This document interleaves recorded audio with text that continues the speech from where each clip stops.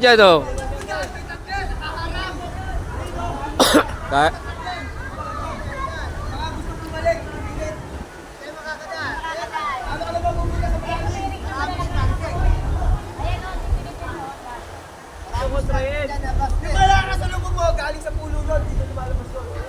Di, nakita namin dito galing eh. Kaya kami dumiretso dito eh.